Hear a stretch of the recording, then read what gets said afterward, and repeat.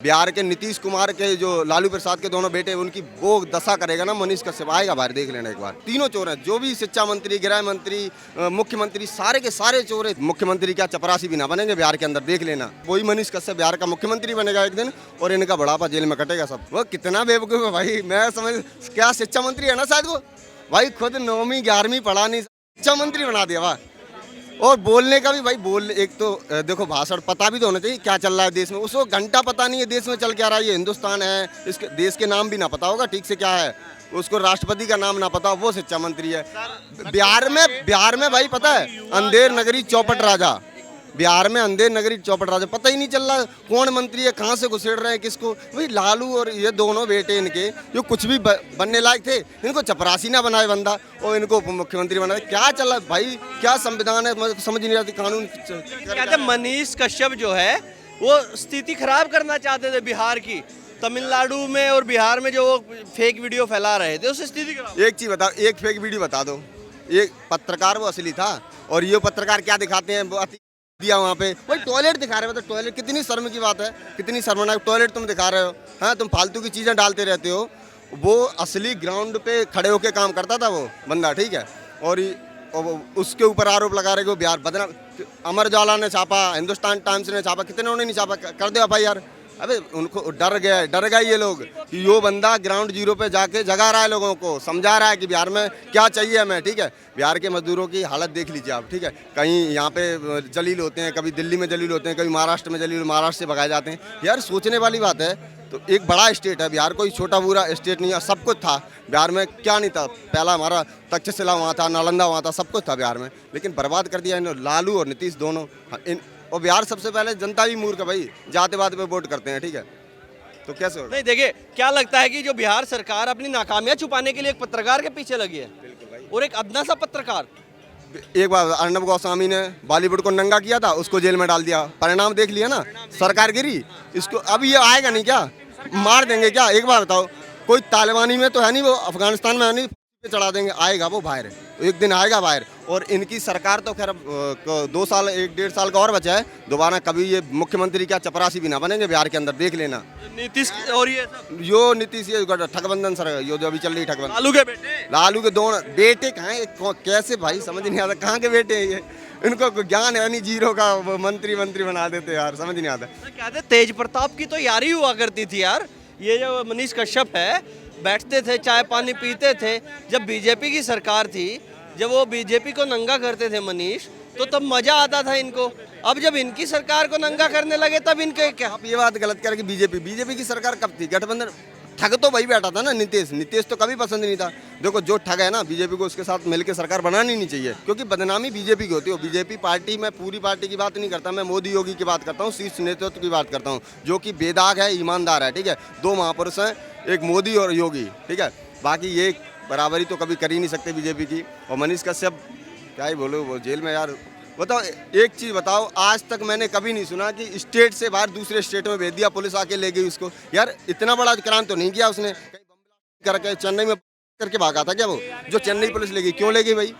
Video उसने, जो video social media पे आए वो तो रिपोर्टिंग करने वहाँ गया नहीं था, गया था सोशल मीडिया पर से ही तो उठा के उसने वीडियो डाले थे और कुछ लोगों से बात करी थी, जस्टिफाई करा, तब वीडियो डाला था। तुम उस पर कार्रवाई करो ना जिसने वीडियो बना के वो वायरल किया था। हम भी नहीं गए थे, कोई नहीं गया था चेन्नई भाई, वहाँ पे गया ही नहीं था कोई भी, वीडियो देखा था, फिर जस्टिफाई किया था, तब डाला था। गलती क्या है इसमें? कुछ नहीं, बदला ले रहे हैं पता नहीं किस बात का। तो क्या लगता है, बिहार पुलिस ने इंटेरोगेशन किया, उसके बाद फिर तमिलनाडु पुलिस को दे दिया, क्या बिहार पुलिस से वो इंटेरोगेशन नहीं हो पाई या नाकाम हो गई? क्या जरूरी था तमिलनाडु पुलिस को देना?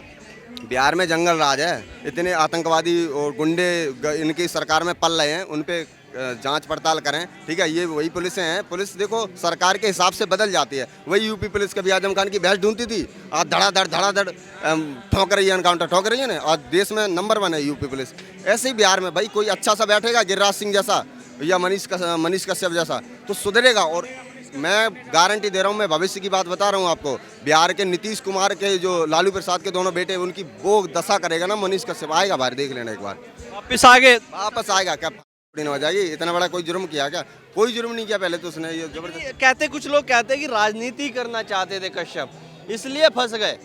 राजनीति के चक्कर में उलझे। राजनीति अगर करना चाहते हो बीजेपी में ना, बीजेपी के एक बार बताओ, वो कोई छोटा पूरा बंदा है जो हम यहाँ से सपोर्ट कर रहे हैं, हरियाणा से लोग सपोर्ट कर रहे हैं उसको, एमपी से, राजस्थान, कहाँ से सपोर्ट नहीं है, पूरा देश से सपोर्ट। राजनीति अभी करे कोई भी पार्टी विधायकी का टिकट दे देगा उसको, ठीक है, बकवास कर। वो उसके दिल में दर्द था। मैंने पहला वीडियो जब वो वायरल हुआ था ना, बारिश में खड़े होके वो रो के, उसके दिल से वो निकल रहा था बिहार के लिए कि बिहार गंदगी कितनी है बिहार में, ठीक है, उस टाइप से नहीं, मतलब गुंडागर्दी इतनी, मतलब बहन बेटियों सुरक्षित नहीं, वहाँ पे कानून की धज्जियाँ उड़ी पड़ी हैं, ठीक है, क्योंकि गुंडे का जिनको जेल में होना चाहिए वो मंत्री बन के बैठे हैं भाई। चारा चोर, कोई किसी में जो जमीन दो नौकरी लो, इन केस में जमानत पे चल रही, ईडी के छापे लग रहे हैं भाई। भ्रष्टाचार मंत्री बन के बैठ जाएंगे तो देश का विकास कैसे होगा।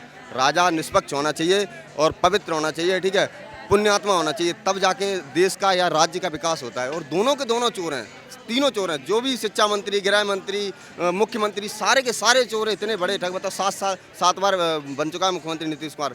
एक काम बता दो बिहार में, एक ढंग का काम किया उसने भाई, बिहार को लूट लिया इन लोगों ने। बताओ क्या नाम है भाई साहब? प्रियांशु कुमार। कहाँ के रहने वाले हैं? बिहार का रहने वाला हूँ, लेकिन वर्तमान में मैं गाजियाबाद उत्तर प्रदेश में ही का। आपको क्या लगता है जो ये रामनवमी पर हुआ, ये प्रयोग है या संयोग है, क्या है ये? देखिए, दो चीज़ें हैं। पहली तो है कि ग्राउंड रियलिटी, और दूसरी है कि जो हमें न्यूज़ में या फिर मीडिया में हमें चलता हुआ नज़र आ रहा है। एज अ पर्सन मैं कोलकाता में रहा हूँ लगभग 1 या 2 महीने के लिए, तो वहाँ के मैं लोगों से बातचीत करने के बाद मुझे एक चीज़ समझ में आई कि वहाँ के जो लोकल लोग हैं वो दीदी को बहुत ज़्यादा सपोर्ट करते हैं, ठीक है। तो और दूसरी चीज़ है कि अब अपना 2024 का भी चुनाव आने वाला है, तो एक हिंदुओं को डरा के और वोट बैंक वाली जो राजनीति है वो शायद मुझे लगता है कहीं ना कहीं गलत है। क्योंकि बंगाल की अगर आप वर्तमान स्थिति देखें तो वहाँ पे बहुत सारे जो मुस्लिम हैं वो दूसरी जगहों से भी आ रहे हैं। उन मुस्लिमों वो मुस्लिम हैं, एक कहते हैं कि स्पार्क है, वो स्पार्क जलाते हैं, और जो आसपास के और भी जो वहाँ के बंगाल के लोग हैं वो उनके झांसे में आकर ऐसा चीज़ करते हैं।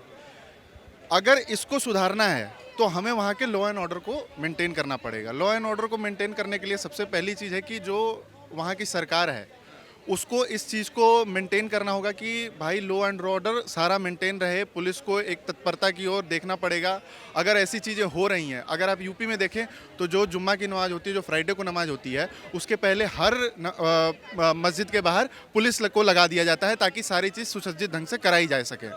अगर ये चीज़ वहाँ पे भी कर दी जाए तो ये चीज़ नहीं हो सकता है। तो ये चीज़ मुझे कहीं ना कहीं लगता है कि ये पुलिस, लॉ एंड प्रोटेक्शन, ये किसके हाथ में, ये आपको ही पता है। लेकिन यूपी और बंगाल दोनों में तो दिन रात का फर्क है। एक तरफ बुलडोजर बाबा है जो कहते हैं अब होली भी मनेगी, दिवाली भी मनेगी। अगर उस दिन जुम्मा पड़ रहा है तो भाई साहब मनाइए 2 बजे बाद जुम्मा, अब 11 बजे बाद नहीं मनेगा, पहले होली मनेगी। इधर ममता है, वो कहती है कि मुसलमानों के एरिया से शोभा यात्री भी निकाली तो छोड़ूंगी नहीं। ये कैसा माहौल बनता जा रहा है? एक तरफ बाबा है और हर कोई कह रहा है कि बाबा के राज में आपने भी कहा कि पहले ही तैयारियां हो जाती हैं, और दूसरी तरफ ममता जी हैं जो कहते हैं कि छोड़ूंगी नहीं अगर वहां से शोभा यात्रा। अगर आप योगी आदित्यनाथ जी को देखें और ममता बनर्जी को देखें तो दोनों में एक बहुत छोटा सा डिफरेंस है। योगी जी एज अ कट्टर हिंदू की तरह देखे जाते हैं, लेकिन उन्होंने कभी भी दूसरे जातियों और दूसरे धर्मों के लिए कुछ चीज़ें गलत नहीं की। अगर मैंने अपनी आंखों से देखा है, गाजियाबाद में शाम 4 या 5 जैसे पुलिस को लगा दिया जाता है ताकि सारी चीज़ें अच्छे ढंग से करवा दी जा सकें। वो बोलते भले वो क्या है, लेकिन ग्राउंड रियलिटी मैंने देखी है, और ग्राउंड रियलिटी कोलकाता की भी देखी है कि वहाँ पे police protection, law and order किस तरह हाल में है। वो एक वर्ग को सपोर्ट करता है और एक वर्ग को ही साथ में लेकर चलने की कोशिश करता है, क्योंकि वहाँ पे वोट बैंक भी वही है। कारण ये है, अगर उस वोट बैंक को अगर ना देखे और एक न्यूट्रल होकर देखे, अगर लॉ एंड ऑर्डर को बस आप मेंटेन करने की सोचे, तो यहाँ के पुलिस की जिम्मेदारी बनती है सबसे पहले कि चीज़ों को ढंग से करवाया जाए, चीज़ों को सुसज्जित ढंग से करवाया जाए। लेकिन ये चीज़ वहाँ पे नहीं देखा गया है। यहाँ के अगर आप देखें तो मुझे हालांकि याद नहीं है कि बीजेपी में कोई मंत्री थे, उन्होंने कुछ एक महिला के साथ अपशब्द या व्यवहार किया था तो बुलडोजर उनके घर पर भी चला था। लेकिन ये चीज़ आप वहाँ नहीं देखिएगा। वहाँ पे अगर कोई हिंदू है और वो अगर ऐसा कहता है कि अगर चलाया जाएगा तो दिक्कत कर दिया जाएगा।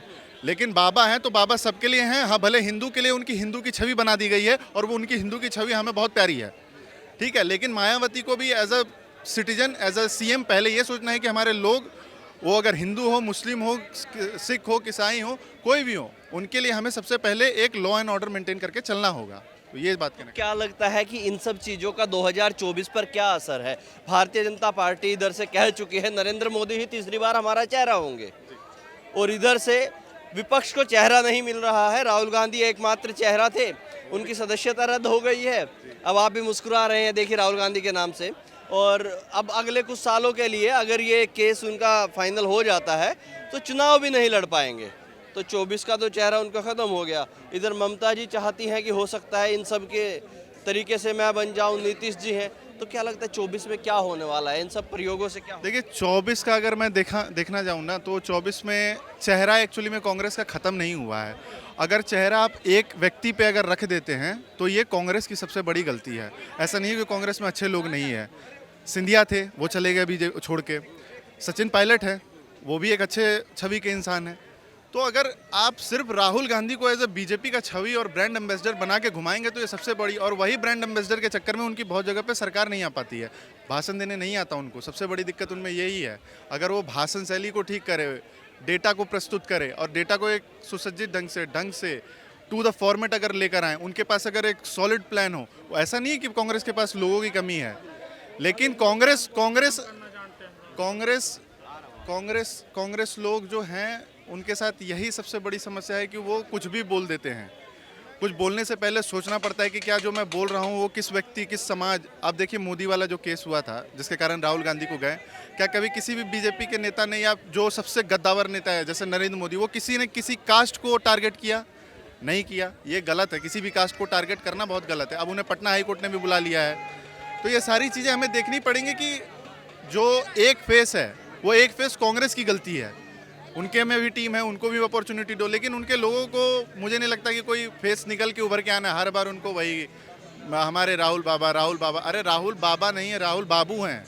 ये बाबू हैं, ये समझने की कोशिश करनी पड़ेगी हमें कि राहुल बाबू हैं। हाँ, क्या कह रहे हैं? राजीव गांधी तो खान था, तो वो कहाँ से बाबू हो जाएगा? अच्छा, हाँ, उसका नाम गांधी रख के गलती की है, उसका भी खान रहना चाहिए। क्यों रखना चाहिए?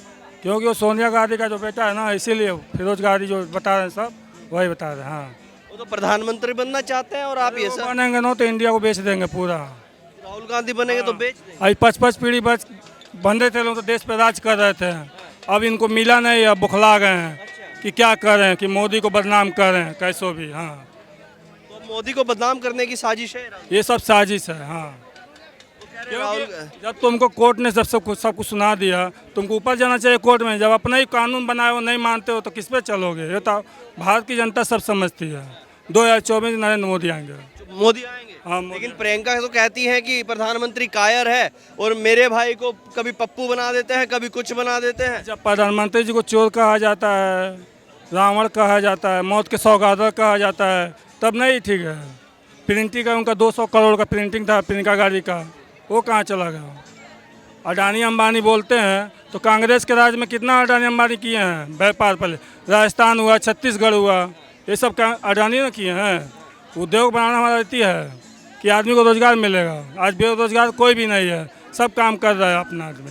ये सब केवल बहाना है विपक्ष लोगों को कि मोदी को टारगेट करना। मोदी ऐसा प्रधानमंत्री अगर इंडिया से चला गया ना, अगर हट गया भी तो देश बहुत पीछे चला जाएगा। देश पीछे चला जाए। बहुत पीछे चला जाएगा। कांग्रेसी कहते हैं देश बेच दिया मोदी ने, आप कह रहे पीछे चला जाए। अरे बेच नहीं दिया, वो तो 5-5 पीढ़ी चला रहते हैं। आज पता चल गया कि देश कैसे चलता है। एक शेर से चलता है देश।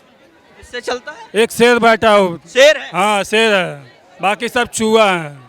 मोदी शेर है। हाँ, मोदी शेर है और बाकी सब चूहा है। हाँ, चूहा है। इसीलिए सब चोर एक ही साथ हो गए हैं।